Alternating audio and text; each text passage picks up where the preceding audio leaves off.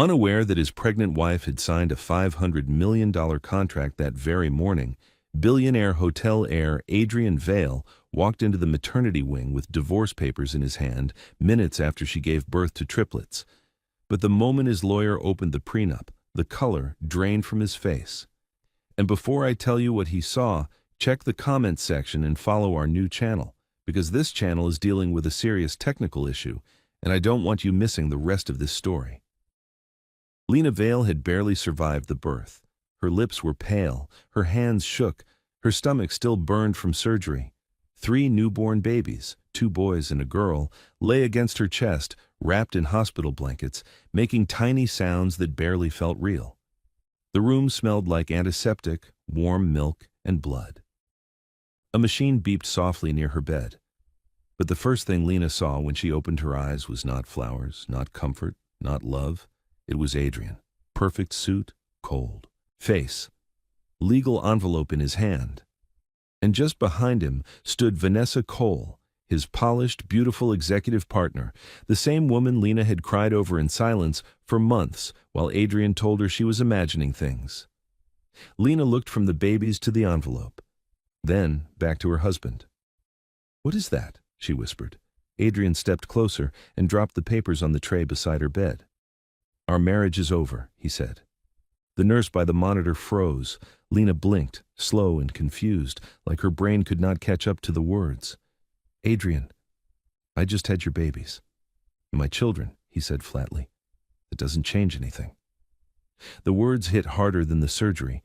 Lena felt one of the babies stir against her chest. The little girl made a small crying sound. Lena pulled her closer with trembling arms, trying not to let the pain show on her face. Vanessa stayed near the door, quiet, calm, dressed like she belonged beside him. That hurt almost, as much as the papers. "You brought her here?" Lena asked. Vanessa answered before Adrian could. "This affects more than just your marriage." Lena stared at her, and in one brutal second, all the strange moments from the past year came back sharp and clear. The late-night calls, the canceled dinners, the smile Adrian wore when he texted someone and turned his phone away, the way Vanessa always stood just a little too close. Lena's chest tightened. "How long?" she asked. Adrian said nothing. "How long?" she repeated, stronger now. He let out a breath like she was wasting his time. "Long enough?" Lena felt the air leave her lungs, so it was real. Not fear, not imagination, not hormones, not jealousy, real. And he had chosen this moment, this exact moment when she was stitched together, bleeding, exhausted, and holding 3 babies, to end her life as she knew it. "You planned this for today?" she asked. Adrian checked his watch. Today was the cleanest option. Cleanest. Lena looked down at the triplets in her arms and nearly laughed from the cruelty of that word. Nothing about this was clean. Not the pain in her body, not the wetness in her eyes, not the tiny cries of 3 babies who had entered the world only to watch their father stand over their mother like a stranger.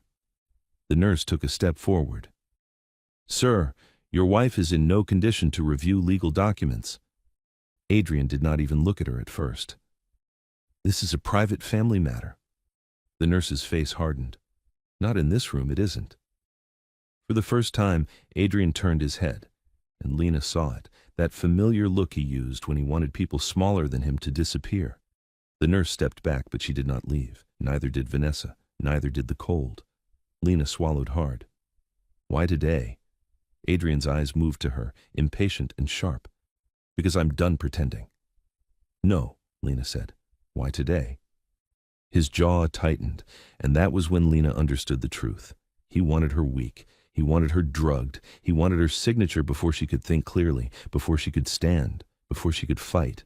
Vanessa touched Adrian's sleeve lightly. "Let's keep this calm." Lena turned her head and looked at her fully now. "So you're not even hiding anymore?" Vanessa held her gaze. "There's no point now." That simple sentence broke something in Lena, not loudly, but completely. 7 years. 7 years of love, compromise, silence, excuses, family dinners, business galas, lonely mornings, and promises whispered in the dark. 7 years. And it ended with another woman standing in her hospital room while her husband tried to divorce her before she could even hold her children properly. One of the boys started crying. Then, the second. The sound filled the room, thin and heartbreaking. Adrian flinched, not with tenderness but annoyance. That was the moment Lena really saw him, not as the man she married, not as the father of her children, but as a man who felt interrupted by his own newborn babies. And something inside her changed. This morning, while nurses rushed around her and doctors prepared her for emergency surgery, Lena's phone had buzzed on the side table. She had only seen one word before they wheeled her away: executed. At the time, she had no strength to open the email, but she knew what it meant. Now, staring at Adrian and the papers in his hand, she felt a strange calm rise through the pain. Slow, cold, steady. "This morning," Lena said quietly. "I signed something too." Adrian frowned. "What are you talking about?" Lena ignored the question. For years, Adrian had mocked the work she did in private, the long nights in the guest house office, the notebooks, the investor calls she kept quiet, the technology she built after losing her sister to a preventable childbirth complication. He called it her little side project, her little phase, her expensive hobby. He never asked real questions because he never believed it mattered. But it mattered, more than he knew. Vanessa's expression changed first, just a little, just enough. She sensed danger before Adrian did. "What did you sign?" Adrian asked again. Lena looked him in the eye. "A $500 million contract." No one moved. Even the nurse went still. Adrian's face stayed blank for a second, then twisted into disbelief. "That's not funny. I'm not joking." "For what?" Lena's fingers tightened around the baby girl's blanket. "For the maternal emergency detection platform you laughed at." Vanessa's face lost color. She knew enough to understand what that meant. Adrian did not. Not yet. He gave a short, dry laugh. "You expect me to believe that lying here?" Before Lena could answer, the door opened again. A man in a gray suit entered carrying a leather folder. Graham Pike, Adrian's attorney. He stopped the second he felt the tension in the room. His eyes moved from Adrian to Vanessa, then to Lena in the hospital bed with 3 newborns against her chest and divorce papers at her side. "Am I interrupting?" he asked carefully. "No," Adrian said. "Perfect timing. Read her the prenup." Graham opened the folder. "Mrs. Vale, under the marital agreement—" "Read all of it," Vanessa said suddenly. Adrian looked at her. "What?" Vanessa didn't blink. "Read all of it." Something in her voice made Graham pause. Then he began turning pages. The room fell silent except for the tiny sounds of the babies. A page turned, then another. Graham stopped, went back, read again. His forehead creased, his mouth opened slightly. Then Lena watched the color leave his face. Completely. Adrian saw it too. "What is it?" Graham looked up slowly. "There's an intellectual property protection clause." Adrian frowned. "And?" Graham swallowed. "And a penalty clause." Vanessa took one small step backward. Lena said nothing. "Read it," Adrian snapped. Graham's voice turned dry. "If either spouse files for divorce within 90 days of the other spouse signing a commercial contract above $50 million, and if the filing spouse concealed a relationship that created financial or reputational harm, the filing spouse becomes liable for 35% of personal holdings outside trust protection." The room went dead quiet. Adrian stared at him. "What does that mean?" Graham answered without softness. "It means if her $500 million contract was executed this morning, and if your relationship with Ms. Cole can be proven, you may have just triggered a penalty worth hundreds of millions." Adrian's face changed. Not to guilt, to shock. Real shock. The kind that hits powerful men only when consequences finally speak their language. "That's impossible," he said. Graham didn't look away. "No, it isn't." For the first time since he entered that room, Adrian looked at Lena like he did not know her. And maybe he never did. Because the woman he came to humiliate was not broken. She was wounded, yes. Bleeding, yes. Exhausted, yes. But broken? No. Lena lifted her chin, tears still on her face, 3 babies against her heart, and said the one thing Adrian never expected to hear from her in that moment. "No, Adrian," she whispered. "You didn't come here to end me. You came here too early." Adrian did not speak for 3 long seconds. The silence in the room felt louder than the baby's crying. He looked at Graham, then at the prenup, then at Lena. Then back at Graham again, like if he kept turning his head fast enough, the words would change. "They can't prove anything," he said at last, but his voice no longer had that smooth, polished edge. It sounded thinner now, tighter. Vanessa moved first, not toward him, away from him, just one careful step back. Lena saw it, and so did Adrian. "Don't!" he snapped at her. Vanessa lifted both hands slightly. "I'm not doing anything." But she was.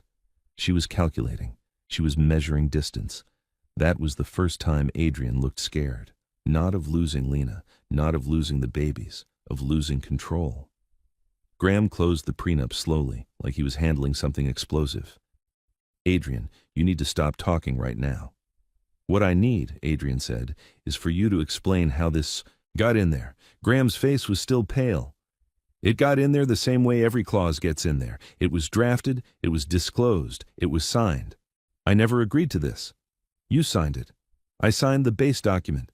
You signed the entire agreement."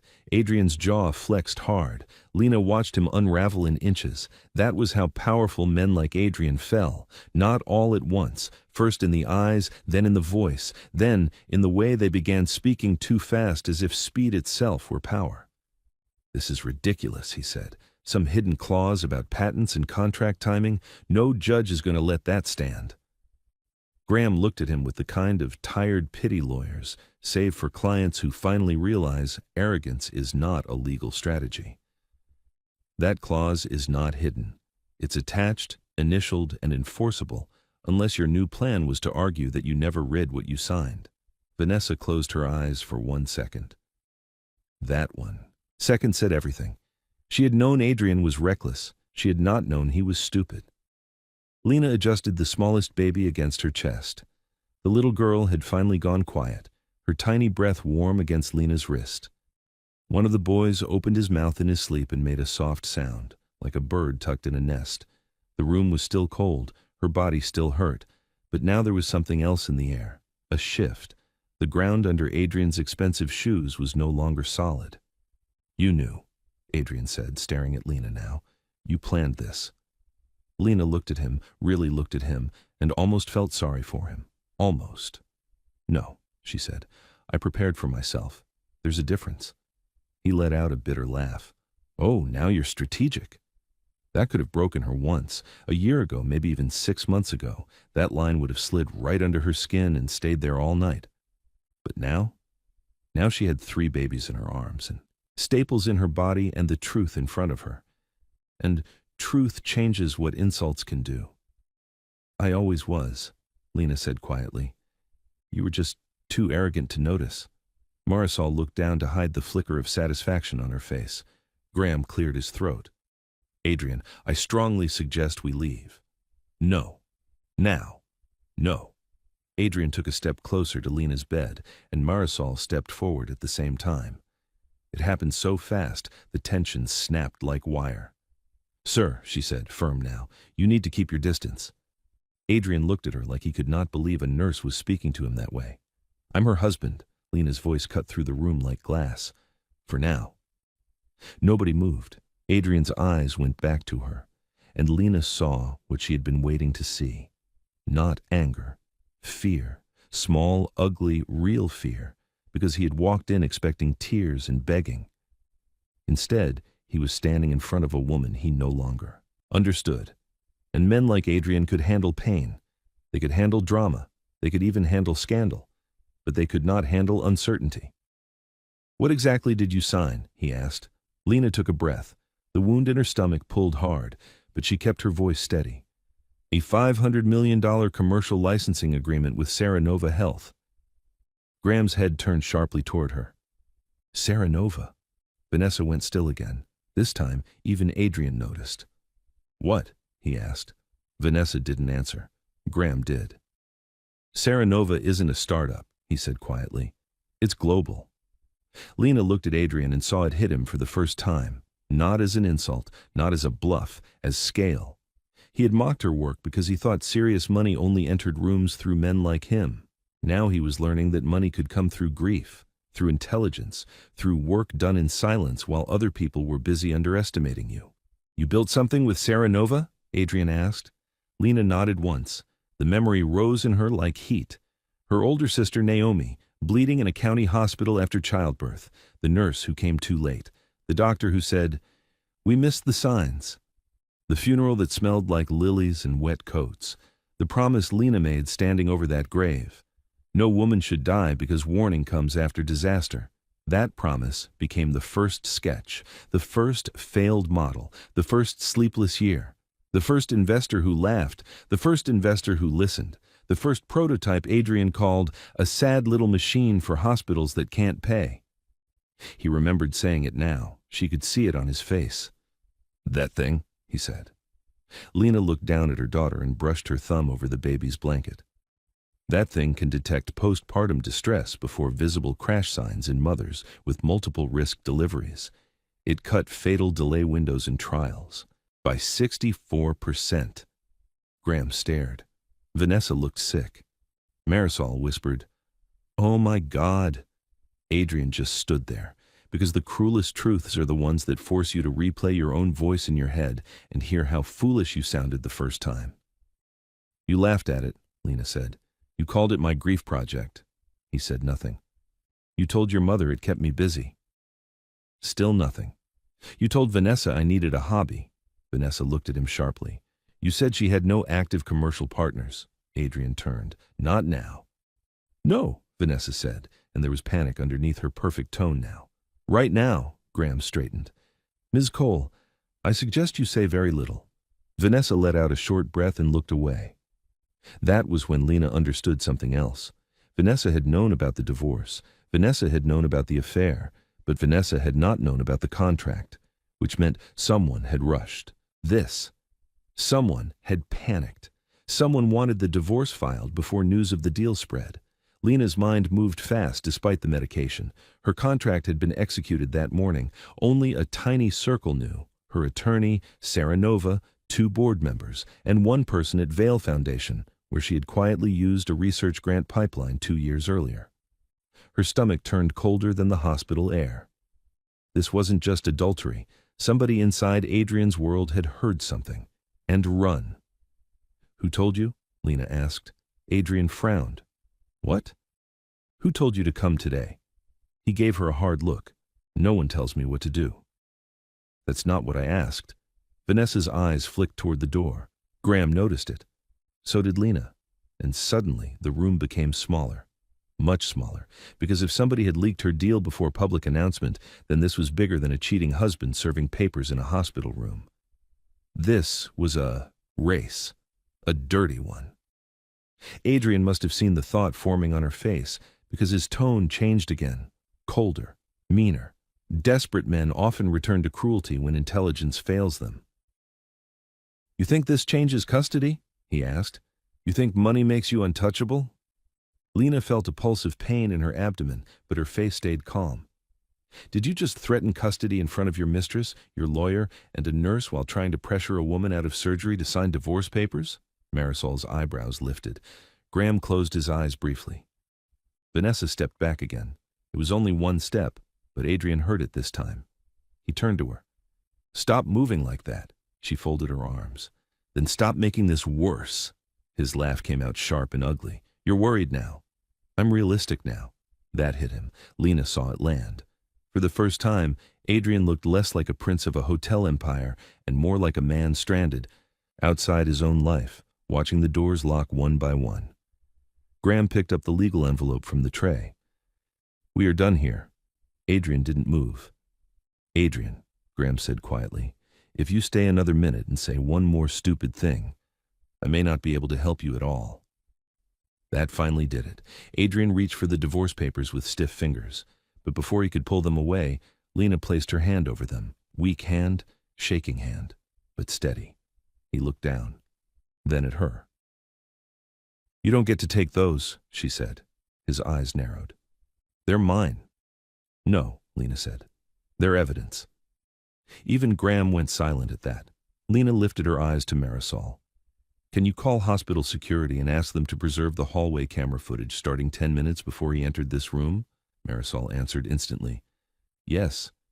Adrian's head snapped toward the nurse. You can't do that. Marisol met his stare, without blinking. Watch me.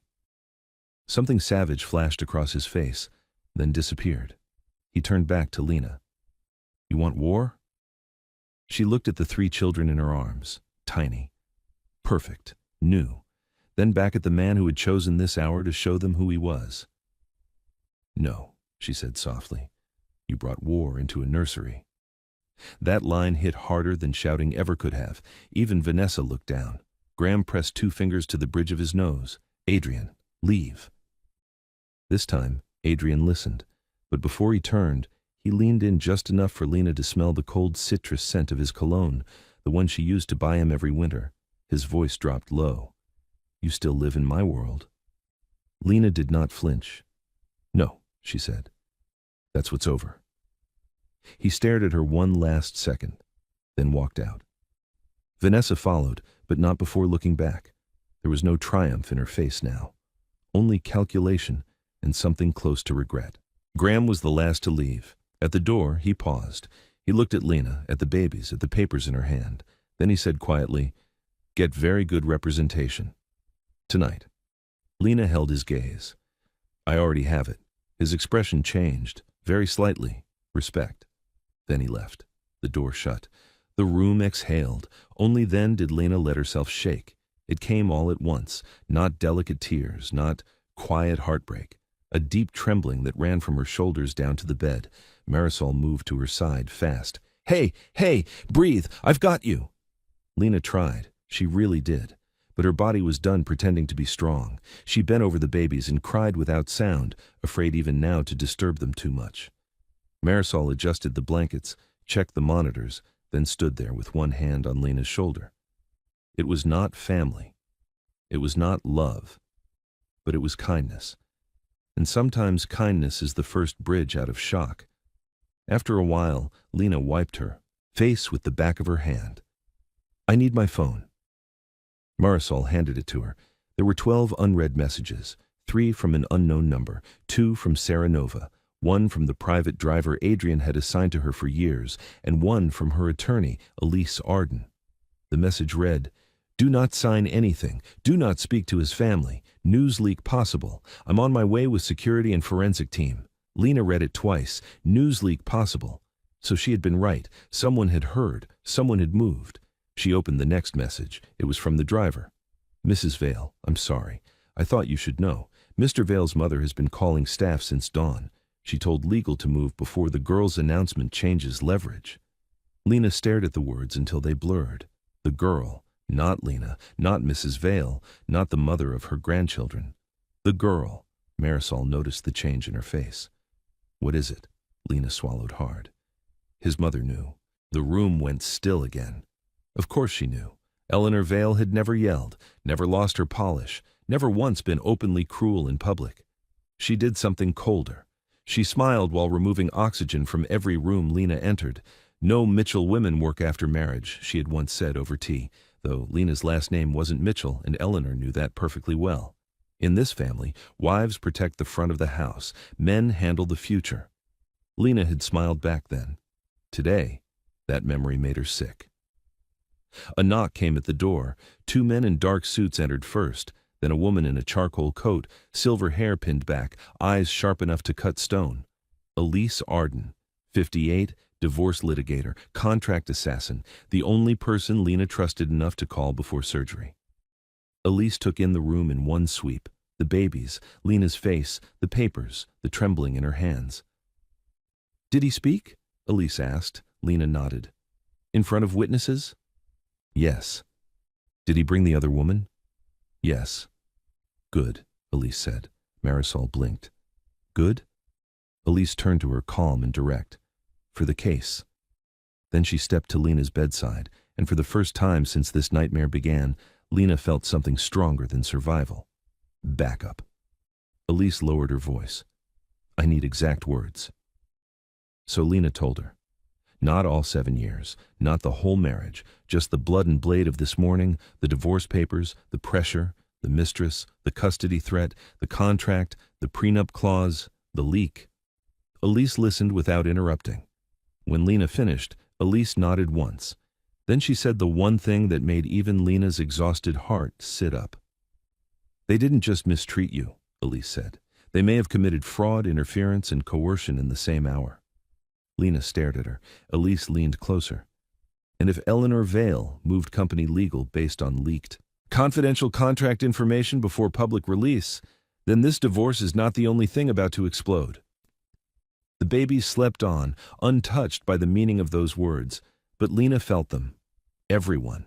Because this was no longer only about a husband who betrayed her. It was about a family that thought she was too quiet to fight back.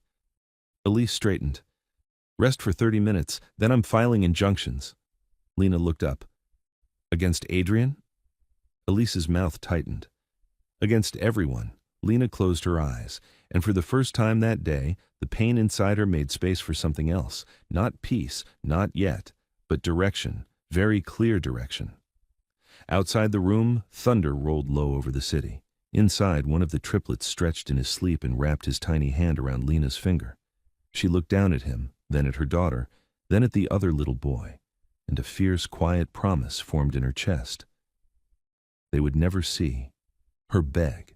They would never see her bend for people who mistook kindness for weakness, and they would never grow up believing a powerful man gets to define truth just because he says it first. Elise's phone buzzed. She checked it, then looked at Lena with a face that had gone very still. "What happened?" Lena whispered. Elise lifted her eyes. "The contract announcement was supposed to go public tomorrow morning," she said. "It just hit the business wires tonight." Lena's breath caught. Too early. Way too early. Elise's voice dropped lower. "And Adrian's stock is already falling. Approve Scene 3? And before you go, check the comment section below and subscribe to our channel so you don't miss the ending." By sunrise, the story was everywhere. Saranova Health had announced its $500 million deal with Lena Vale before Adrian's team could contain anything, and the market answered with brutal speed. Reporters crowded the glass entrance of Vale Grand Hotels. Business anchors repeated the same words again and again: breach, scandal, conflict, exposure. Adrian's company's stock kept dropping. His board demanded answers. His mother stopped taking calls. Vanessa released a statement saying she had no knowledge of any personal legal actions. And Adrian, the man who had walked into a hospital room with divorce papers like he owned the ending, now sat in a conference room watching his world come apart on 12 silent screens. Lena saw none of that at first. She was still in the hospital, holding her daughter while the boys slept beside her in clear bassinets. Morning light spilled across the blankets. The room smelled like baby soap and fresh linen now, not fear. Her body still hurt. Her heart still hurt more. But when Elise stepped in with coffee, a folder, and the first real smile Lena had seen all day, something inside her settled. "It's done," Elise said. Lena looked up. "What's done?" "The emergency injunction, the evidence order, the custody protection filing, and Adrian's attorney just requested settlement talks." Lena stared at her.